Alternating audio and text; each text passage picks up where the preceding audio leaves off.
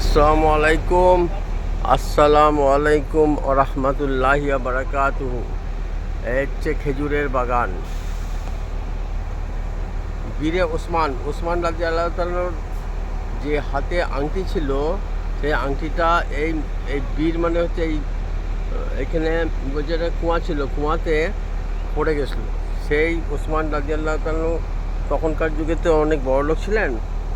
তখনকার যুগে অনেক বাগান ছিল, সেই বাগানের একটা বাগানে আমরা এসেছি। আলহামদুলিল্লাহ, আল্লাহ পাক এনেছে, আল্লাহ পাক আমাদের একটা বাগানে এনেছে। সেই বাগানে আমরা এসেছি। ওই ছোট্ট একটা পাখি এখানে উড়ে বেড়াচ্ছে। এই সেই খেজুরের বাগান। আমাদের দেশে যেমন খেজুর গাছ কিসে করে হয়? আঁটি থেকে হয়।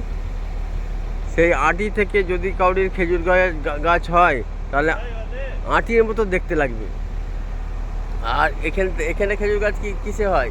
কোড় থেকে হয়। এই কোড় থেকে যখন খেজুর গাছ হবে, যেমন কলা গাছ কোড় থেকে বেরোয়, তো কলা গাছের সাইড থেকে কলা গাছ বেরোয়, সেরকম এখানেও তাই।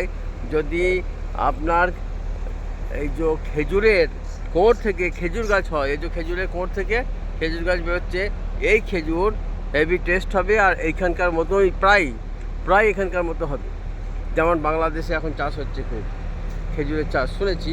এই দেখেন কোড়, এই যে খেজুরের গাছের যে কোড় হচ্ছে, এই কোড় যদি আমরা নিয়ে যেতে পারি, তাহলে এইখানকার মতোই শুনছি, এখানকার মতোই খেজুর হবে। হয়তো টেস্টের একটু গন্ডগোল হতে পারে মাটির জন্যে, কিন্তু খেজুর এইরকমই হবে যদি কোড় থেকে নিয়ে যায়।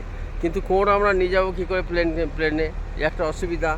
তবে এদের সাথে কথা বলে যদি নিয়ে যেতে পারি, তাহলে আল্লাহর রহমতে এটা অনেক কাজের জিনিস হবে। দেখি চেষ্টা করে যদি কোড় কোনো রকমে আমরা তুলে নিয়ে যেতে পারি। এই যে একজন পাকিস্তানি কাজ করছে, এনাকে জিজ্ঞাসা করি কী খবর।